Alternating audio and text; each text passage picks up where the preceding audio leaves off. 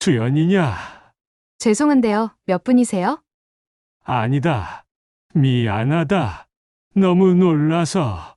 저에게는 20년 전에 잃어버린 손녀가 있습니다.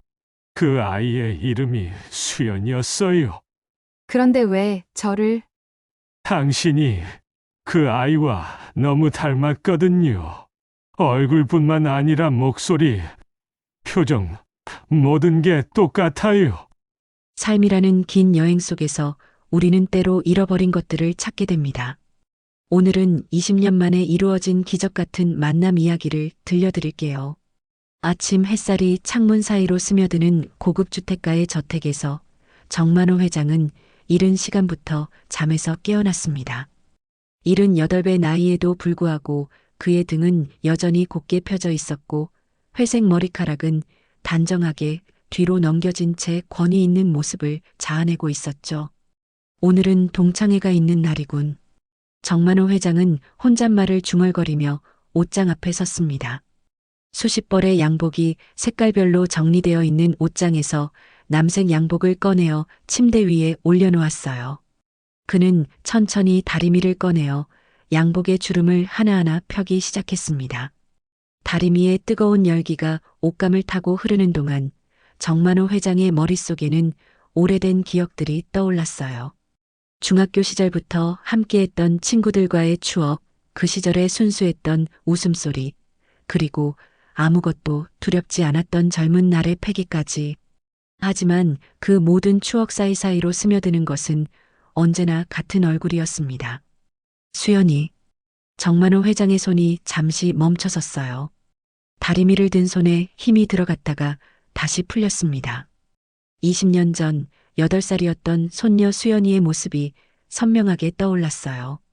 까만 머리를 양갈래로 묶고 새하얀 원피스를 입고 자신의 손을 꼭 잡고 걸어가던 그 아이의 모습이요.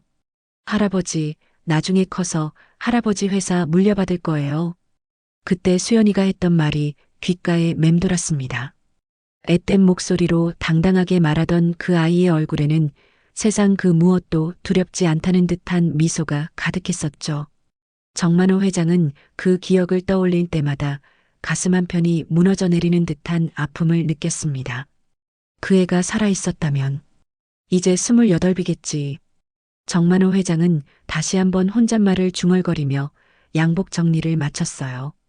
거울 앞에 선 그의 모습은 여전히 위험 있어 보였지만 그 깊은 눈 속에는 채워지지 않는 공허함이 자리 잡고 있었습니다. 이때 문 밖에서 조용한 노크 소리가 들려왔어요. 회장님, 출발 준비가 되었습니다. 들어와, 건우야. 유건우 비서가 문을 열고 들어왔습니다. 34살의 그는 정만호 회장의 곁에서 벌써 10년을 함께한 믿음직한 동반자였어요. 단정한 검은 양복을 입은 유건우의 얼굴에는 언제나 그렇듯 차분하고 신중한 표정이 자리하고 있었습니다. 동창회 모임 장소가 변경되었다고 연락이 왔습니다. 시장 안쪽 장어집에서 만나기로 하셨답니다. 장어집? 정만호 회장은 의외라는 표정을 지었어요. 평소 동창회 모임이라면 호텔이나 고급 한정식집에서 만나는 것이 일반적이었는데 이번에는 시장 안의 소박한 장어집이라니 다소 의외였습니다. 네, 옛날 추억을 되살리고 싶어서 일부러 서민적인 곳을 택하셨다고 하네요. 유건우 비서의 설명을 들으며 정만호 회장은 고개를 끄덕였어요. 사실 그에게는 어떤 장소든 상관없었습니다. 중요한 것은 오래된 친구들과의 만남이었으니까요. 그럼 출발하자. 정만호 회장은 양복 재킷을 입으며 말했습니다. 유건우 비서는 정중하게 문을 열어주었고 두 사람은 저택을 나서서 대기 중이던 검은색 세단에 올랐어요. 차가 시내로 향하는 동안 정만호 회장은 창 밖으로 스쳐 지나가는 풍경을 바라보았습니다. 높은 빌딩들 사이로 보이는 하늘은 맑고 푸르렀고 거리를 걸어가는 사람들의 모습은 평범하고 일상적이었어요. 하지만 그의 마음속에는 여전히 20년 전 그날의 아픔이 자리 잡고 있었습니다. 차는 번화한 시내를 지나 재래시장 근처에 도착했어요. 유건우 비서가 차 문을 열어주자 정만호 회장은 천천히 내렸습니다. 시장의 활기찬 소음과 다양한 냄새들이 그를 맞이했어요. 이쪽입니다, 회장님. 유건우 비서의 안내를 따라 정만호 회장은 시장 안쪽으로 걸어갔습니다. 좁은 골목길을 따라 걷다 보니 조그만 장어집이 눈에 들어왔어요. 만나장어라고 쓰인 소박한 간판이 햇볕에 바래져 있었지만 가게에서 풍겨나오는 장어 굽는 냄새는 구수하고 정겨웠습니다. 정만호 회장은 잠시 가게 앞에서 멈춰 섰어요. 그의 평생은 권력과 부를 쌓아가는 길이었지만 이런 소박한 곳에서 느끼는 따뜻함은 오히려 낯설게 느껴졌습니다. 그는 모르고 있었어요. 이곳에서 자신의 인생이 완전히 바뀔 만남이 기다리고 있다는 것을. 정만호 회장은 천천히 장어집 문을 열고 들어갔습니다. 문을 열자마자 따뜻한 열기와 함께 고소한 장어 굽는 냄새가 코끝을 스쳤어요. 가게 안은 그리 크지 않았지만 깔끔하게 정리되어 있었고 몇 개의 테이블이 아늑하게 배치되어 있었습니다. 어서 오세요. 밝고 경쾌한 목소리가 들려왔어요. 정만호 회장은 그 목소리의 주인을 찾기 위해 고개를 들었습니다. 그리고 그 순간 그의 시간이 멈춰버렸어요. 카운터 뒤에서 장어를 자르며 환하게 웃고 있는 여성이 있었습니다. 28살 정도로 보이는 그 여성은 단정하게 머리를 묶고 깨끗한 앞치마를 두른 채 능숙하게 장어를 손질하고 있었어요. 그런데 그 얼굴을, 그 미소를, 그 눈빛을 정만호 회장은 너무나 잘 알고 있었습니다. 수연이냐? 정만호 회장의 입에서 떨리는 목소리가 새어나왔어요. 그의 다리가 휘청거렸고 심장이 미친 듯이 뛰기 시작했습니다. 20년이라는 세월이 흘렀지만 그 여성의 얼굴에서는 어린 시절 손녀 수연이의 모습이 그대로 보였어요. 죄송한데요, 몇 분이세요? 여성은 정만호 회장이 자신을 바라보며 굳어있는 모습을 보고 다시 한번 물었습니다. 그 목소리에는 아무런 인식의 기미가 없었어요. 마치 처음 보는 손님을 대하는 듯한 자연스러운 태도였습니다. 정만호 회장은 한참 동안 말을 하지 못했어요. 그의 눈에는 눈물이 맺히기 시작했고 가슴 깊은 곳에서 무언가가 터져나올 것 같았습니다. 그 여성의 눈매, 코끝, 입술의 모양, 심지어 웃을 때 살짝 드러나는 앞니까지도 20년 전 손녀와 똑같았어요. 아, 회장님, 이쪽으로 오세요. 이때 가게 안쪽에서 친구들의 목소리가 들려왔습니다. 이미 도착해 있던 동창의 친구들이 정만호 회장을 부르고 있었어요. 하지만 정만호 회장은 여전히 그 자리에 서서 여성을 바라보고 있었습니다. 손님, 괜찮으세요? 여성이 걱정스러운 표정으로 다가왔어요. 지금은 이수진이라는 이름으로 불리는 그 여성은 정만호 회장의 창백한 얼굴을 보고 진심으로 걱정하고 있었습니다. 아, 아니다. 괜찮다. 정만호 회장은 간신히 정신을 차리고 대답했어요. 그는 천천히 친구들이 앉아 있는 테이블로 향했지만 걸음걸음마다 뒤를 돌아보며 그 여성을 바라보았습니다. 만호야, 왜 그렇게 늦었어? 그리고 얼굴이 왜 그래? 동창의 친구 중 한 명이 정만호 회장의 상태를 보고 걱정스럽게 물었어요. 하지만 정만호 회장은 제대로 대답하지 못했습니다. 그의 시선은 계속해서 카운터에서 일하는 여성에게 머물러 있었어요. 저기, 저 여자분이 누구인가? 정만호 회장이 떨리는 목소리로 물었습니다. 친구들은 그의 시선을 따라 카운터를 바라보았어요. 아, 수진이 말이야. 이 집 사장님이 키운 애라고 하더군. 참 예쁘고 착한 아이야. 왜? 친구의 설명을 들으며 정만호 회장의 마음은 더욱 혼란스러워졌어요. 수진이라는 이름, 그리고 사장님이 키웠다는 말. 모든 것이 수수께끼처럼 느껴졌습니다. 이수진은 주문을 받기 위해 테이블로 다가왔어요. 그녀가 가까이 올수록 정만호 회장의 심장 박동은 더욱 빨라졌습니다. 20년 전 손녀의 향기까지 맞는 것 같았어요. 주문하시겠어요? 이수진이 정중하게 물었습니다. 그녀의 목소리는 따뜻하고 부드러웠어요. 정만호 회장은 그 목소리를 들으며 더욱 확신하게 되었습니다. 이 여성이 바로 자신이 20년 동안 그리워했던 손녀라는 것을. 당신, 혹시 어렸을 때 기억이 있나요? 정만호 회장이 조심스럽게 물었어요. 친구들은 갑작스러운 질문에 당황했지만 이수진은 잠시 생각에 잠겼습니다. 죄송해요. 어렸을 때 사고가 있어서 기억이 많이 없어요. 이수진의 대답을 들은 정만호 회장의 눈에서 눈물이 흘러내렸어요. 사고로 인한 기억상실, 그리고 지금 이곳에서 다른 이름으로 살고 있다는 것. 모든 퍼즐 조각들이 맞춰지기 시작했습니다. 그럼 성함이 어떻게 되시나요? 이수진이에요. 왜 그러시는데요? 이수진이 의아해하며 물었습니다. 정만호 회장은 더 이상 참을 수 없었어요. 그는 일어서서 이수진의 손을 잡으려 했지만 이수진은 당황하며 뒤로 물러섰습니다. 죄송합니다. 갑자기 몸이 안 좋아서. 정만호 회장은 황급히 자리에서 일어났어요. 친구들이 걱정스럽게 바라보는 가운데 그는 가게 밖으로 나갔습니다. 밖에서 기다리고 있던 유건우 비서가 정만호 회장의 상태를 보고 놀랐어요. 회장님, 무슨 일이 있으셨습니까? 건우야. 수연이야. 수연이가 저기 있어.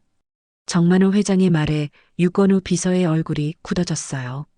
그는 무언가를 알고 있는 듯한 표정을 지었지만 아무 말도 하지 않았습니다. 한편 가게 안의 이수진은 정만호 회장의 반응을 보며 묘한 감정을 느꼈어요. 왜 그 할아버지가 자신을 그렇게 바라보았는지, 왜 자신의 이름을 물어보았는지 이해할 수 없었지만 마음 한구석에서는 낯설지 않은 따뜻함을 느꼈습니다. 그날 밤 정만호 회장의 저택은 고요했습니다. 하지만 그의 서재에는 한 줄기 불빛이 새어나오고 있었어요.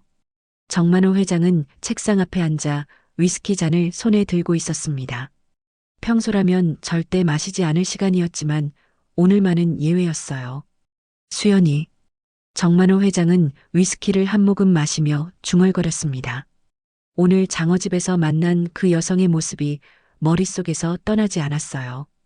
그 얼굴, 그 미소, 그 목소리까지도 20년 전 손녀와 완전히 똑같았습니다. 책상 위에는 오래된 사진첩이 펼쳐져 있었어요. 20년 전 찍은 가족 사진들이 노랗게 바래져 있었지만 그 속에서 웃고 있는 어린 수연이의 모습은 여전히 생생했습니다. 정만호 회장은 그 사진을 손으로 어루만지며 그날의 기억을 떠올렸어요. 할아버지, 저 커서 할아버지처럼 큰 사람이 될 거예요. 8살 수연이가 자신의 무릎에 앉아 했던 말이 귓가에 맴돌았습니다. 그때 수연이는 작은 손으로 정만호 회장의 얼굴을 만지며 환하게 웃었었어요. 그 웃음소리, 그 따뜻한 손길, 모든 것이 오늘 만난 이수진과 겹쳐 보였습니다. 정만호 회장은 서랍 깊숙이에서 낡은 봉투를 꺼냈어요. 그 안에는 그때 당시 유괴 사건 자료들이 들어 있었습니다.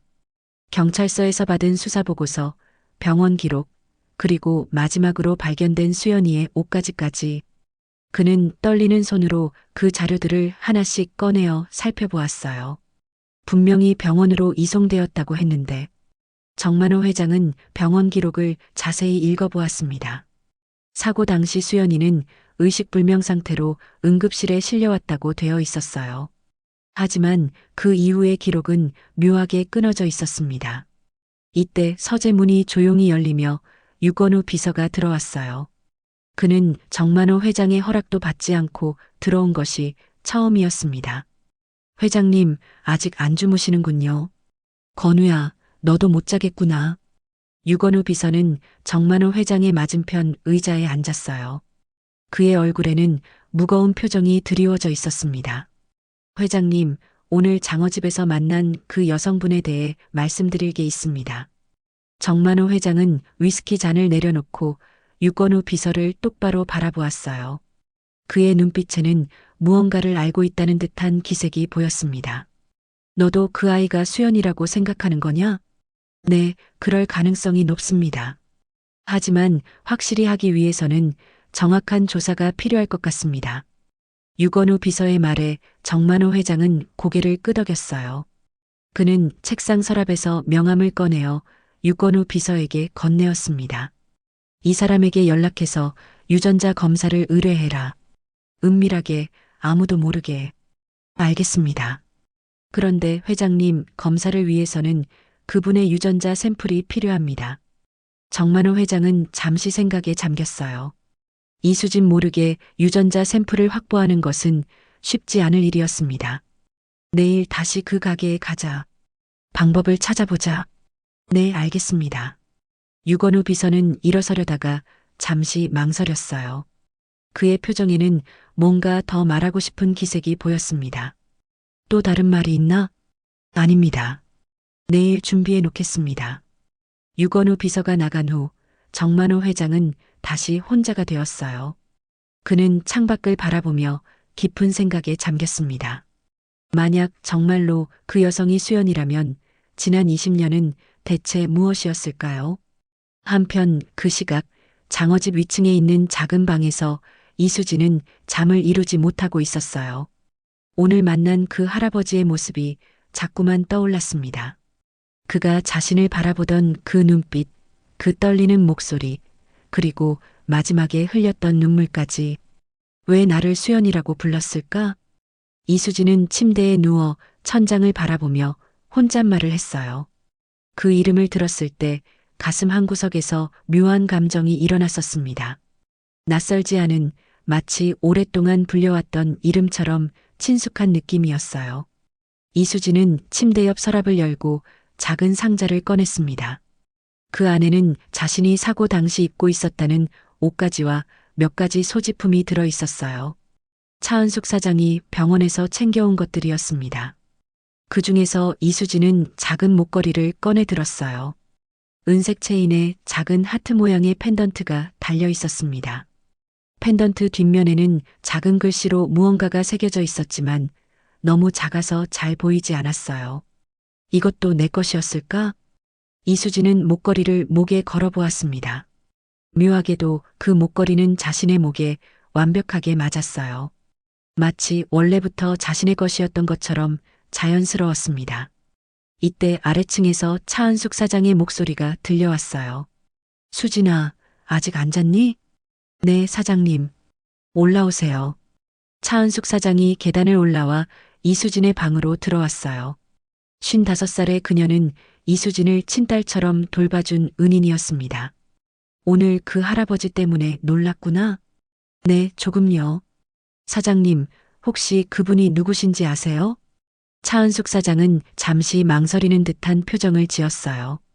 그녀의 눈에는 무언가 숨기고 있는 듯한 기색이 보였습니다. 글쎄다. 처음 보는 분 같은데. 왜 그래? 그분이 저를 수연이라고 불렀어요. 그리고 어렸을 때 기억이 있냐고 물어보셨어요. 차은숙 사장의 표정이 순간 굳어졌어요. 그녀는 이수진의 손을 잡으며 진정시키려 했습니다. 그냥 착각하셨겠지. 너무 신경 쓰지 마라. 하지만 이수진은 차은숙 사장의 말에도 불구하고 계속해서 그 할아버지의 모습을 떠올렸어요. 그의 눈에서 본 그 간절함, 그 그리움은 단순한 착각으로 보기에는 너무나 진실해 보였습니다. 다음 날 오후 정만호 회장은 유건우 비서와 함께 다시 장어집을 찾았습니다. 이번에는 동창회 모임이 아닌 오직 이수진을 만나기 위한 방문이었어요. 정만호 회장의 마음은 어제보다 더욱 복잡했습니다. 회장님, 너무 서두르시면 안 됩니다. 상대방이 놀랄 수 있어요. 유건우 비서가 조심스럽게 말했어요. 하지만 정만호 회장은 이미 가게 문을 열고 들어가고 있었습니다. 어서 오세요. 어제 그 할아버지시네요. 이수진이 환하게 웃으며 인사했어요. 오늘도 그녀는 깔끔한 앞치마를 두르고 카운터에서 장어를 손질하고 있었습니다. 정만호 회장은 어제와 같은 충격을 받았지만 이번에는 조금 더 차분하게 대응했어요. 네, 어제는 갑자기 몸이 안 좋아져서 죄송했습니다. 괜찮으세요? 어르신들은 갑자기 몸이 안 좋아지시는 경우가 많으세요. 이수진의 따뜻한 배려에 정만호 회장은 마음이 뭉클해졌어요. 그는 카운터 앞 의자에 앉으며 이수진을 자세히 관찰했습니다. 장어구이 하나 주세요. 네, 금방 구워드릴게요. 이수진이 장어를 굽기 시작하자 정만호 회장은 은밀하게 유건우 비서를 바라보았어요. 유건우 비서는 고개를 끄덕이며 준비해온 계획을 실행하기 시작했습니다. 실례지만 화장실이 어디 있나요? 유건우 비서가 이수진에게 물었어요. 이수진은 친절하게 가게 뒤쪽을 가리키며 안내했습니다. 그 순간을 틈타 정만호 회장은 이수진이 사용하던 물컵을 조심스럽게 손수건으로 감쌌어요. 할아버지, 혹시 어디서 많이 뵌 것 같은데요? 이수진이 장어를 뒤집으며 말했어요. 정만호 회장은 가슴이 두근거렸습니다. 혹시 이수진이 기억을 되찾고 있는 것일까요? 그럴 리가요. 저는 어제 처음 이 가게에 왔는데요. 그런가요? 신기하네요. 할아버지를 보면 왠지 마음이 편안해져요. 이수진의 말에 정만호 회장은 눈물이 날 것 같았어요. 혈육의 정이란 것이 정말 존재하는 것일까요? 20년의 세월과 기억 상실에도 불구하고 손녀가 자신을 알아보고 있는 것 같았습니다. 당신은 정말 어렸을 때 기억이 없나요? 정만호 회장이 조심스럽게 물었어요. 이수진은 잠시 손을 멈추고 생각에 잠겼습니다. 10살 이전의 기억은 거의 없어요. 사고 후유증이라고 의사 선생님이 말씀하셨거든요. 그 사고가 언제였는지 기억나나요? 20년 전쯤이었다고 사장님이 말씀하셨어요. 그때 부모님도 함께 돌아가셨다고 하더라고요. 이수진의 말을 들으며 정만호 회장의 심장이 더욱 빨리 뛰었어요. 20년 전 부모를 잃었다는 것, 모든 것이 일치하고 있었습니다. 이때 유건우 비서가 화장실에서 돌아왔어요. 그는 정만호 회장에게 미묘한 눈빛을 보냈습니다. 물컵은 성공적으로 확보했다는 신호였어요. 장어구이 나왔습니다. 이수진이 정성스럽게 구운 장어를 정만호 회장 앞에 놓았어요. 고소한 냄새가 식욕을 돋웠지만 정만호 회장은 음식에 집중할 수 없었습니다. 정말 맛있게 구우시는군요. 감사해요. 사장님이 가르쳐 주신 비법이 있거든요. 사장님과는 언제부터 함께 지내셨나요? 20년 전부터요. 사장님이 저를 병원에서 데려와서 딸처럼 키워주셨어요.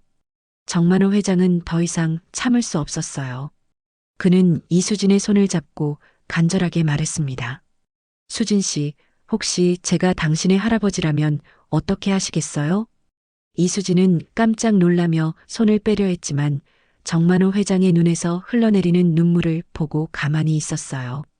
할아버지, 무슨 말씀을 하시는 거예요? 저에게는 20년 전에 잃어버린 손녀가 있습니다. 그 아이의 이름이 수연이었어요. 정만호 회장의 고백에 이수진은 당황했어요. 하지만 동시에 가슴 깊은 곳에서 무언가가 꿈틀거리는 것을 느꼈습니다. 그런데 왜 저를? 당신이 그 아이와 너무 닮았거든요. 얼굴뿐만 아니라 목소리, 표정, 모든 게 똑같아요. 이수진은 혼란스러워했어요. 자신이 정말로 이 할아버지의 손녀일 수도 있다는 생각에 어지러웠습니다. 하지만 확신할 수는 없잖아요. 그래서 검사를 해보고 싶습니다. 유전자 검사를 말이에요. 정만호 회장의 제안에 이수진은 망설였어요. 만약 검사 결과가 정말로 자신이 그의 손녀라면 지금까지의 모든 삶이 바뀔 것이었습니다. 시간을 주세요. 생각해 볼게요. 물론입니다. 천천히 생각해 보세요. 정만호 회장은 자리에서 일어나며 명함을 건네었어요. 언제든지 연락하세요. 저는 계속 기다리겠습니다.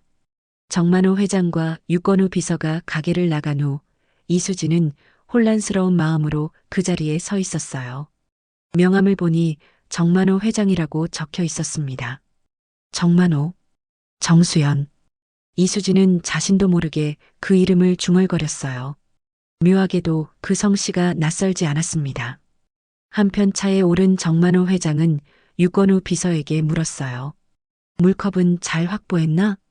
네, 회장님. 내일 아침 첫 시간에 검사소에 맡기겠습니다. 빨리 결과를 알고 싶구나. 정만호 회장의 목소리에는 간절함이 가득했어요. 하지만 동시에 두려움도 있었습니다. 만약 검사 결과가 다르다면 그 실망감을 견딜 수 있을까요? 유건우 비서는 백미러를 통해 정만호 회장을 바라보았어요. 그의 표정에는 복잡한 감정이 드러나 있었습니다. 사실 유건우 비서는 20년 전 그날의 진실을 알고 있었어요. 하지만 아직은 말할 때가 아니었습니다. 사흘 후 정만호 회장은 서재에서 떨리는 손으로 봉투를 받았습니다. 유전자 검사 결과가 담긴 봉투였어요. 유건우 비서가 조심스럽게 그 봉투를 건네주었을 때 정만호 회장의 심장은 터질 것 같았습니다. 회장님, 마음의 준비를 하시고 여세요. 유건우 비서의 말에 정만호 회장은 깊게 숨을 들이쉬었어요. 그리고 천천히 봉투를 뜯어 결과지를 꺼냈습니다. 그 순간 그의 눈에 믿을 수 없는 글자들이 들어왔어요. 친족관계 일치율 99.9%. 정만호 회장의 손에서 결과지가 떨어졌어요. 그는 의자에 주저앉으며 목이 메어 말을 할 수 없었습니다. 20년 동안 그리워했던 손녀가 정말로 살아있었고 바로 그 장어집에서 다른 이름으로 살아가고 있었던 것이었습니다. 수연이, 정말 수연이구나. 정만호 회장의 눈에서 뜨거운 눈물이 흘러내렸어요. 기쁨과 안도감, 그리고 동시에 지난 세월에 대한 죄책감이 몰려왔습니다. 왜 더 열심히 찾지 않았을까? 왜 포기했을까 하는 후회가 가슴을 찢었어요. 건우야, 이게 정말 맞나? 꿈이 아니지? 네, 회장님. 확실합니다. 아가씨가 정말로 살아계셨습니다. 유건우 비서의 확답을 들은 정만호 회장은 더 이상 감정을 억누를 수 없었어요. 그는 책상에 엎드려 아이처럼 울기 시작했습니다. 지난 20년 동안 가슴 깊이 묻어두었던 슬픔과 그리움이 한꺼번에 터져나왔어요. 그런데 회장님, 유건우 비서가 조심스럽게 말을 꺼냈어요. 정만호 회장은 눈물을 닦으며 그를 바라보았습니다. 또 무슨 일이 있나? 사실 저는 20년 전 그날의 진실을 알고 있습니다. 정만호 회장의 얼굴이 굳어졌어요. 유건우 비서의 표정이 평소와 달리 무겁고 심각했습니다. 무슨 뜻이냐? 아가씨는 그날 사고로 죽은 것이 아니었습니다. 유괴범들이 돈을 받지 못하자 화가 나서 아가씨를 다치게 했고 그 후 병원으로 이송되었습니다. 정만호 회장은 충격을 받고 일어섰어요. 이런 중요한 사실을 왜 지금까지 숨겼냐는 분노가 치밀어 올랐습니다. 그럼 왜 지금까지 말하지 않았나? 그 병원이 회장님의 사업 경쟁자들이 운영하는 곳이었습니다. 당시 회장님과 갈등이 있던 김 회장 측에서 운영하는 병원이었어요. 유건우 비서의 말에 정만호 회장은 더욱 놀랐어요. 사업상의 경쟁 때문에 손녀의 생사조차 제대로 파악하지 못했다는 것이었습니다. 그들이 의도적으로 숨긴 것인가? 그렇습니다. 아가씨가 기억을 잃은 상태에서 회복되자 김 회장 측에서는 이를 회장님께 알리지 않았습니다. 오히려 아가씨가 죽었다는 거짓 정보를 흘렸어요. 정만호 회장은 분노와 절망감에 떨었어요. 권력 다툼 때문에 손녀를 잃었다는 사실이 그를 무너뜨렸습니다. 그럼 왜 지금까지 침묵했나? 죄송합니다. 저도 나중에 알게 된 사실이었고 확실하지 않은 정보로 회장님께 희망을 드리고 싶지 않았습니다.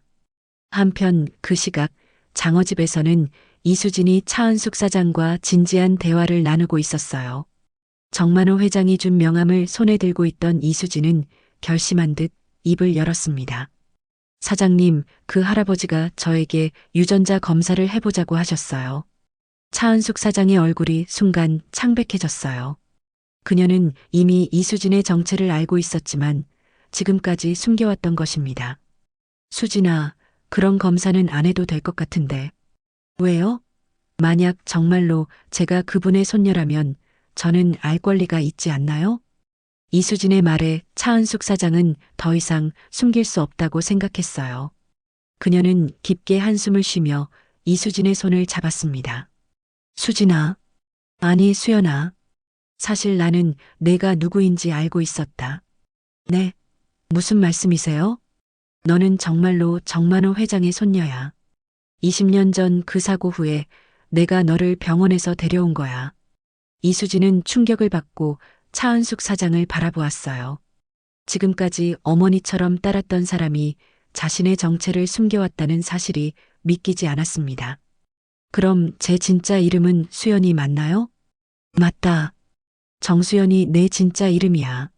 차은숙 사장은 일어나서 안쪽 방으로 들어갔어요. 그리고 오래된 상자를 들고 나왔습니다. 상자 안에는 이수진이 사고 당시 입고 있던 옷과 함께 병원 팔찌가 들어 있었어요. 이것 좀 봐라. 차은숙 사장이 병원 팔찌를 보여주었어요. 거기에는 정수연이라는 이름이 또렷하게 적혀 있었습니다. 정수연. 이게 제 이름이었군요. 이수진은 그 팔찌를 보며 복잡한 감정에 빠졌어요. 기쁨보다는 혼란스러움이 더 컸습니다. 지금까지의 삶이 모두 거짓이었다는 것이 충격적이었어요. 왜 지금까지 숨기셨어요? 미안하다, 수연아. 처음에는 내가 기억을 되찾을까봐 걱정했고, 나중에는 너를 떠나보내기 싫어서 그랬다. 차은숙 사장의 눈에서도 눈물이 흘러내렸어요. 20년 동안 친딸처럼 키워온 아이를 진짜 가족에게 돌려보내야 한다는 생각에 가슴이 아팠습니다. 사장님도 저를 사랑해 주셨잖아요. 그것만으로도 충분해요.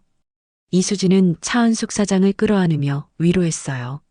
비록 혈육은 아니었지만 지난 20년 동안 받은 사랑은 진짜였습니다. 그럼 이제 할아버지께 가야 하는 건가요? 그건 내가 결정할 일이야. 하지만 그분도 너를 그동안 그리워하셨을 거야. 이수진은 창밖을 바라보며 깊은 생각에 잠겼어요. 갑자기 찾아온 진실이 그녀의 마음을 무겁게 만들었습니다. 진짜 할아버지와 자신을 키워준 은인 사이에서 어떤 선택을 해야 할지 막막했어요. 그날 밤 이수진은 잠을 이룰 수 없었습니다. 차은숙 사장으로부터 들은 충격적인 진실이 머릿속을 맴돌았어요. 자신이 정말로 정만호 회장의 손녀라는 것, 그리고 지난 20년 동안 다른 이름으로 살아왔다는 것이 현실처럼 느껴지지 않았습니다. 이수진은 침대에서 일어나 작은 거울 앞에 섰어요. 거울 속 자신의 얼굴을 유심히 바라보았습니다. 정만호 회장이 자신을 처음 봤을 때의 그 충격적인 표정이 떠올랐어요. 정수연. 이게 내 진짜 이름이구나. 이수진은 거울을 보며 자신의 진짜 이름을 불러보았어요. 묘하게도 그 이름이 입에 착 달라붙었습니다. 마치 원래부터 불러왔던 이름처럼 자연스러웠어요. 이때 아래층에서 차은숙 사장이 올라왔습니다. 그녀도 잠을 이루지 못하고 있었어요. 수연아, 잠이 안 오니? 네, 사장님. 너무 많은 일이 한꺼번에 일어나서. 차은숙 사장은 이수진 옆에 앉으며 그녀의 손을 잡았어요. 그 손길에는 지난 세월의 애정과 걱정이 담겨 있었습니다. 수연아, 사실 내가 어렸을 때 가끔 잠꼬대를 했다. 할아버지라고 말이야. 정말요? 그래. 그때마다 나는 내가 기억을 되찾을까봐 걱정했지. 하지만 동시에 내가 진짜 가족을 그리워한다는 것도 알고 있었어. 차은숙 사장의 말에 이수진은 가슴이 뭉클해졌어요. 의식 속에서는 기억하지 못했지만 무의식 속에서는 할아버지를 계속 그리워하고 있었던 것입니다. 사장님, 저 내일 할아버지를 만나러 가볼까 해요. 그래, 그게 좋겠다. 하지만 수연아, 너무 성급하게 결정하지는 마라. 천천히 생각해보고 결정해도 돼. 다음 날 아침, 이수진은 정만호 회장의 명함을 보며 전화를 걸었습니다. 전화벨이 울리는 동안 그녀의 심장은 빠르게 뛰었어요. 여보세요? 정만호 회장의 목소리가 들려왔습니다. 이수진은 잠시 말을 하지 못했어요. 할아버지, 저예요. 수진이. 아니, 수연이에요. 전화기 너머에서 정만호 회장의 숨소리가 거칠어졌어요. 그는 며칠 전부터 이 전화를 기다리고 있었습니다. 수연아, 정말 수연이구나. 할아버지를 만나줄 수 있겠니? 네, 할아버지. 오늘 오후에 뵐 수 있을까요? 물론이다. 어디서 만날까?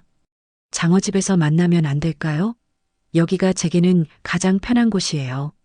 정만호 회장은 손녀의 요청을 거절할 수 없었어요. 그는 기꺼이 승낙했습니다. 오후 3시 정만호 회장은 유건우 비서와 함께 장어집에 도착했습니다. 이번에는 평소보다 더 정성스럽게 옷을 차려입었어요. 손녀와의 진짜 만남을 위해서였습니다. 이수진은 가게 문을 열고 정만호 회장을 맞이했어요. 두 사람은 서로를 바라보며 잠시 말을 하지 못했습니다. 할아버지, 수연아. 이수진이 먼저 입을 열었어요. 그 순간 정만호 회장의 눈에서 눈물이 흘러내렸습니다. 미안하다, 수연아.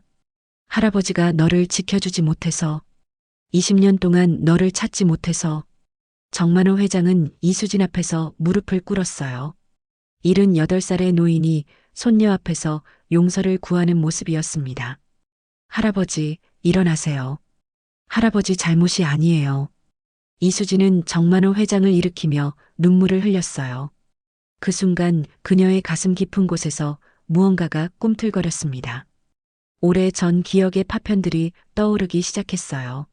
할아버지, 저 뭔가 기억이 나는 것 같아요. 정말이냐?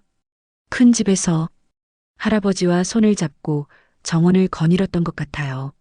그리고 할아버지가 저에게 책을 읽어주셨던 것도. 이수진의 말에 정만호 회장은 더욱 흥분했어요. 그 기억들은 모두 실제로 있었던 일들이었습니다. 맞다, 수연아. 내가 5살 때 할아버지가 동화책을 읽어줬지. 백설공주를 제일 좋아했어. 백설공주. 이수진은 그 이름을 듣자마자 더 많은 기억들이 떠올랐어요. 할아버지의 무릎에 앉아 동화책을 들었던 따뜻한 기억, 넓은 정원에서 나비를 쫓아다니며 뛰어놀던 기억들이 선명해졌습니다. 할아버지, 정말 제가 할아버지의 수연이가 맞나요? 맞다, 수연아. 너는 할아버지의 소중한 손녀야.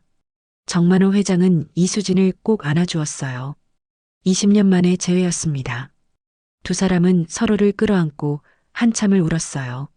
할아버지, 저 혼란스러워요. 갑자기 모든 게 바뀌어서. 천천히 해도 된다, 수연아. 할아버지는 평생 기다릴 수 있어. 이때 차은숙 사장이 뒤에서 지켜보고 있었어요.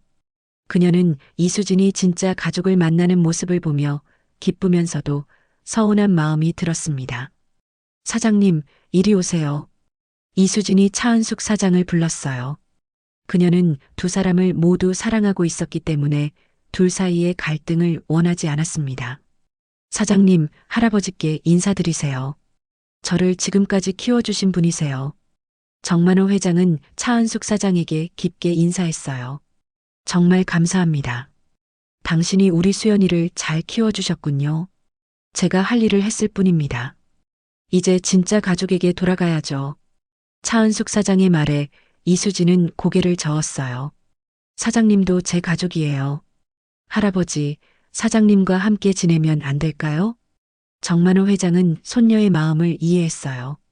그는 차은숙 사장을 향해 말했습니다. 사장님, 우리 함께 수연이를 돌봐주시면 안 될까요? 당신 없이는 수연이가 지금까지 살아올 수 없었을 테니까요. 차은숙 사장은 그 제안에 놀랐어요. 하지만 이수진의 행복을 생각하면 그것이 최선의 방법일 것 같았습니다. 수연아, 너는 어떻게 생각하니? 저는 할아버지도 사장님도 모두 사랑해요. 둘 다 제 가족이에요. 이수진의 말에 세 사람은 모두 미소를 지었어요. 비록 복잡한 상황이었지만 사랑으로 해결할 수 있을 것 같았습니다. 며칠 후 정만호 회장은 이수진에게 함께 집으로 돌아가자고 제안했습니다. 20년 만에 찾은 손녀와 함께 살고 싶은 마음이 간절했어요. 하지만 이수진의 대답은 예상과 달랐습니다. 할아버지, 죄송하지만 저는 여기서 계속 살고 싶어요. 정만호 회장은 당황했어요. 손녀가 자신의 제안을 거절할 것이라고는 생각하지 못했습니다. 왜 그러니, 수연아? 할아버지 집에는 내가 어렸을 때 쓰던 방도 그대로 있고 좋아하던 장난감들도 모두 보관해 두었어. 이수진은 잠시 망설였어요. 할아버지의 마음을 이해했지만 자신에게는 다른 생각이 있었습니다. 할아버지, 저는 할아버지의 손녀가 되는 것보다 더 중요한 게 있어요. 무엇이 더 중요하다는 거냐? 저 자신이요. 지난 20년 동안 이수진으로 살아온 제 모습이 진짜 저예요. 정만호 회장은 손녀의 말을 이해하기 어려워했어요. 하지만 이수진은 계속해서 자신의 생각을 말했습니다. 할아버지, 물론 할아버지가 제 진짜 할아버지라는 것이 기쁩니다. 하지만 저는 이곳에서 사장님과 함께 만든 추억들도 소중해요. 이수진은 가게 안을 둘러보며 말했어요. 카운터, 테이블, 그리고 주방의 모든 것들이 그녀에게는 삶의 터전이었습니다. 이곳이 제 진짜 집이에요. 여기서 웃고 울며 성장한 것이 제 진짜 인생이고요. 정만호 회장은 손녀의 말에 충격을 받았어요. 그는 권력과 부를 가진 자신의 집이 손녀에게 더 좋은 환경이라고 생각했는데 손녀는 이 작은 장어집을 더 소중히 여기고 있었습니다. 하지만 수연아, 할아버지는 너를 더 좋은 환경에서 할아버지, 좋은 환경이 뭐예요? 이수진이 정만호 회장의 말을 끊었어요. 그녀의 목소리에는 단호함이 배어 있었습니다. 사장님이 저를 사랑으로 키워주신 것, 이곳에서 다양한 사람들을 만나며 배운 것들, 그리고 제가 직접 손님들을 섬기며 느낀 보람, 이 모든 것이 제게는 좋은 환경이에요. 정만호 회장은 말문이 막혔어요. 손녀의 말이 틀리지 않았기 때문입니다. 그럼 할아버지는 어떻게 하면 되겠니? 할아버지가 진짜 저를 사랑한다면 저의 선택을 존중해 주세요.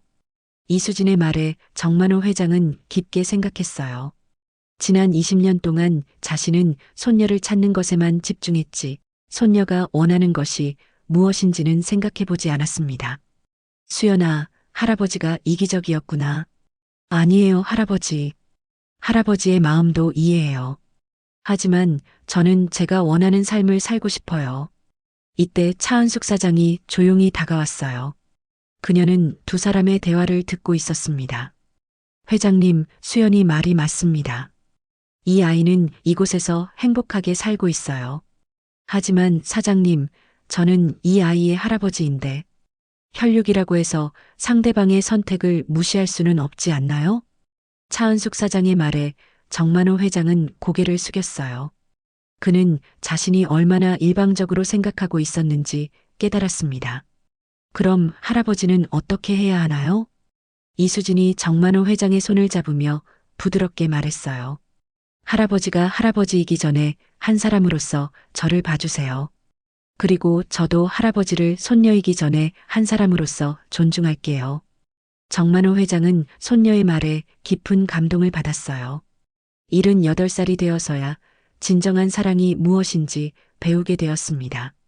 수연아, 할아버지가 미안하다. 그리고 고맙다. 왜요? 내가 할아버지에게 진짜 사랑을 가르쳐 줬구나. 사랑은 소유가 아니라 존중이라는 것을. 정만호 회장은 이수진을 따뜻하게 안아주었어요. 이번에는 할아버지와 손녀로서가 아니라 서로를 이해하는 두 사람으로서의 포옹이었습니다.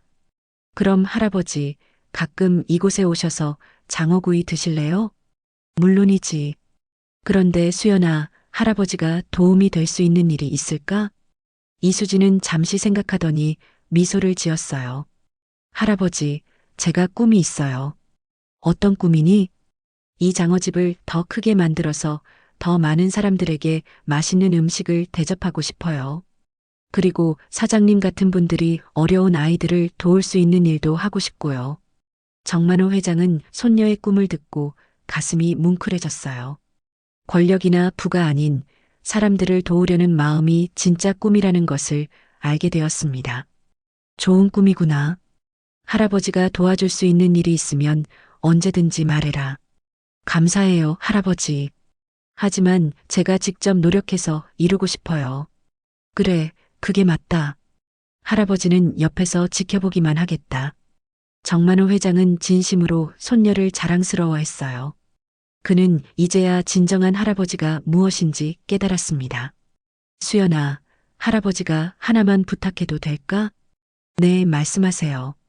가끔 할아버지에게 안부 전화를 해주겠니? 그리고 할아버지 생일 때는 함께 시간을 보내자. 당연하죠, 할아버지. 저도 할아버지가 보고 싶을 거예요. 차은숙 사장은 이 광경을 보며 미소를 지었어요. 진정한 가족이란 함께 사는 것이 아니라 서로를 이해하고 존중하는 것이라는 생각이 들었습니다. 회장님, 이제 진짜 가족이 되신 것 같네요. 네, 사장님. 그리고 사장님도 우리 가족이시죠. 정만호 회장의 말에 차은숙 사장은 고개를 끄덕였어요. 이상한 가족 형태였지만 사랑으로 이어진 진짜 가족이었습니다. 6개월이 흘렀습니다. 이수진은 자신의 꿈을 이루기 위해 열심히 노력하고 있었어요. 기존의 장어집을 정리하고 시장 입구 쪽에 조금 더 큰 공간을 임대해서 새로운 가게를 준비하고 있었습니다. 수연아, 오늘도 일찍 나왔구나. 차은숙 사장이 새 가게로 향하는 이수진을 보며 말했어요. 이수진은 매일 아침 일찍 일어나서 가게 준비를 하고 있었습니다. 네, 사장님. 오늘은 간판을 달 예정이에요. 이수진은 설렘을 감추지 못했어요. 드디어 자신의 이름을 내건 가게를 열게 되었습니다. 간판에는 수연이네 덮밥이라고 적혀 있었어요. 수연이네 덮밥. 좋은 이름이다. 감사해요, 사장님. 제 진짜 이름으로 가게를 열 수 있어서 기뻐요. 이수진은 간판을 올리며 뿌듯해했어요. 이제 정수연이라는 이름으로 당당하게 살아갈 수 있게 되었습니다. 새 가게는 기존 장어집보다 훨씬 밝고 넓었어요. 카운터는 더 크게 만들었고 테이블도 더 많이 배치했습니다. 무엇보다 한쪽 벽면에는 따뜻한 마음 나누기라는 코너를 만들었어요. 어려운 사람들에게 무료로 식사를 대접하는 공간이었습니다.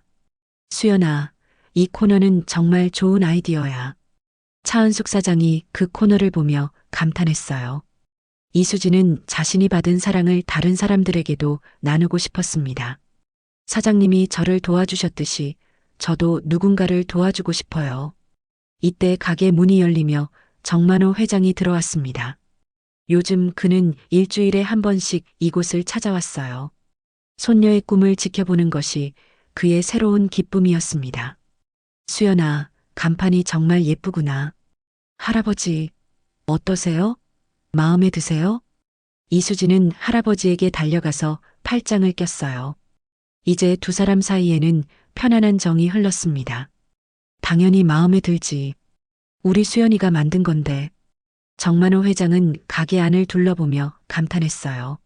손녀가 얼마나 정성을 들여 준비했는지 느낄 수 있었습니다. 할아버지, 저 오늘 개업해요. 첫 번째 손님이 되어주실래요? 영광이지, 수연아. 정만호 회장은 카운터 앞에 앉았어요. 이수진은 정성스럽게 장어덮밥을 만들기 시작했습니다. 장어를 굽는 고소한 냄새가 가게 안을 가득 채웠어요. 할아버지, 이게 제가 개발한 특별한 소스예요. 이수진은 자신만의 비법 소스를 장어에 발라가며 설명했어요. 그 모습이 너무나 진지하고 열정적이어서 정만호 회장은 마음이 뿌듯했습니다. 수연아, 할아버지가 하나 묻고 싶은 게 있다. 뭐예요? 너는 지금 행복하니? 이수진은 잠시 손을 멈추고 생각했어요. 그리고 환하게 웃으며 대답했습니다. 네, 정말 행복해요. 제가 원하는 삶을 살고 있거든요. 그럼 할아버지도 행복하다. 정만호 회장의 말에 이수진은 더욱 웃었어요. 그녀는 완성된 장어덮밥을 할아버지 앞에 내놓았습니다. 짠! 수연이네 특제 장어덮밥이에요. 정만호 회장은 한 숟가락 떠서 맛보았어요. 그 순간 그의 얼굴에 놀라움이 스쳤습니다. 이게 정말 맛있구나. 정말요? 할아버지가 맛있다고 하시니까 자신감이 생겨요. 이수진은 기뻐하며 손뼉을 쳤어요. 할아버지의 칭찬이 가장 큰 격려였습니다. 수연아, 할아버지가 첫 번째 손님으로서 소감을 말해도 될까? 네, 말씀하세요. 정만호 회장은 젓가락을 내려놓고 진지하게 말했어요. 음식도 정말 맛있지만 무엇보다 이 가게에서 느껴지는 따뜻함이 좋다. 너의 마음이 음식에 담겨 있어. 감사해요, 할아버지. 이때 차은숙 사장이 다가와서 두 사람을 보며 미소를 지었어요. 정말 보기 좋은 할아버지와 손녀네요. 사장님도 앉으세요. 함께 축하해요. 이수진은 차은숙 사장에게도 장어덮밥을 만들어 주었어요. 세 사람은 함께 앉아서 이야기를 나누었습니다. 수연아, 앞으로 계획은 뭐니? 차은숙 사장이 물었어요. 일단 이 가게를 잘 운영해서 많은 사람들에게 사랑받는 곳으로 만들고 싶어요. 그리고 나중에는 어려운 사람들을 도울 수 있는 일들도 더 많이 하고 싶고요. 좋은 계획이구나. 정만호 회장이 고개를 끄덕였어요. 할아버지, 그런데 제가 하나 부탁드려도 될까요? 뭐든지 말해봐라. 앞으로도 그냥 손님으로 가끔 오세요. 할아버지가 특별 대우를 받는 것보다 다른 손님들과 똑같이 대접받는 게 더 좋겠어요. 정만호 회장은 손녀의 말에 깊게 감동했어요. 그는 이제야 진정한 평등이 무엇인지 깨달았습니다. 알겠다, 수연아. 할아버지는 앞으로 그냥 단골 손님이 되겠다. 네, 감사해요. 해가 저물어갈 무렵 정만호 회장은 가게를 나서려고 했어요. 이수진은 그를 배웅하며 나왔습니다. 할아버지, 조심히 가세요. 그래, 수연아. 가게 잘 되길 바란다. 정만호 회장이 몇 걸음 걷다가 뒤를 돌아보았어요. 가게 안에서 다른 손님들을 맞이하는 이수진의 모습이 보였습니다. 할아버지, 왜 그렇게 서 계세요? 아니다. 그냥 우리 수연이가 자랑스러워서. 정만호 회장은 마지막으로 한 번 더 가게를 바라보았어요. 그리고 만족스러운 미소를 지으며 발걸음을 돌렸습니다. 그날 밤 이수진은 가게 정리를 마치고 차은숙 사장과 함께 집으로 돌아갔어요. 수연아, 오늘 정말 고생했다. 아니에요, 사장님. 정말 행복한 하루였어요. 이수진은 창밖을 바라보며 말했어요. 별이 총총한 하늘 아래 자신의 가게가 있다는 것이 꿈만 같았습니다. 사장님, 감사해요.